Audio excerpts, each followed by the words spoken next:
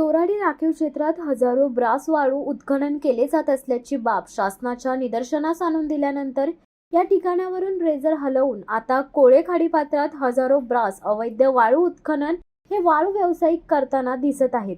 बानकोट परिसरात केनल स्वच्छ करण्याचा परवाना असताना मिळेल त्या गटामध्ये हजारो ब्रास ड्रेजरद्वारे वाळू उत्खनन करून शासनाच्या नियमांचा सर्रास उल्लंघन करताना दिसत आहेत। या खाडीपात्रात होत असलेल्या ड्रेजरद्वारे वाळू उत्खननावर नक्की निर्बंध कोणाचे याचा आता जनतेमध्ये संभ्रम निर्माण झाला आहे। या वाळू व्यावसायिकांवर महसूल विभाग, बांधकाम विभाग, मेरीटाईम बोर्डाद्वारे कारवाई होणार का असा सवाल येथील स्थानिक किरण पालांडे करीत आहेत। तसेच रात्रीच्या अंधारात आंबेत सावित्री पुलाखालून वाळू बार्जेसची जलवाहतूक सुरू असल्याने आंबेत पुलाला आता धडक बसण्याची शक्यता नाकारता येत नाही।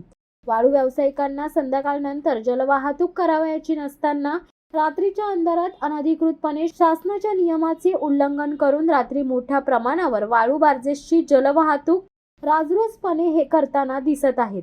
मग यांच्यावर नक्की बरदास्त कोणाचा आहे असा सवाल आता सर्वसामान्य जनतेकडून उपस्थित होत आहे।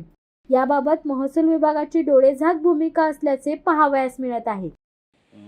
नमस्कार, मी किरण पालांडे, कोळे ग्रामस्थ। आपण बघू शकता माझ्या पाठीमागे जे अवैध रेती उपसा सावित्री नदीच्या पात्रात सुरू आहे, तिथं कोणत्याही प्रशासनाचा कोणताही त्यांच्यावरती दबाव तंत्र नाही, काही नाही।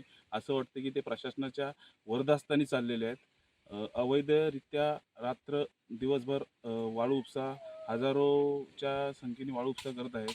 तर ह्यांच्यावर कोणतीही प्रशासनाची कारवाई नाही। तर यासाठी मी स्वतः कलेक्टर साहेब असतील किंवा प्रांताधिकारी असतील, तहसील असतील यांना पत्राद्वारे कळवणार आहे। आणि जर असंही करून सुद्धा कोणतीही कारवाई नाही झाली तर ह्याच्या बाबतीमध्ये मी उपोषणाला सुद्धा बसणार आहे। शिवसत्ता टाइम्ससाठी निलेश लोखंडे, महाड।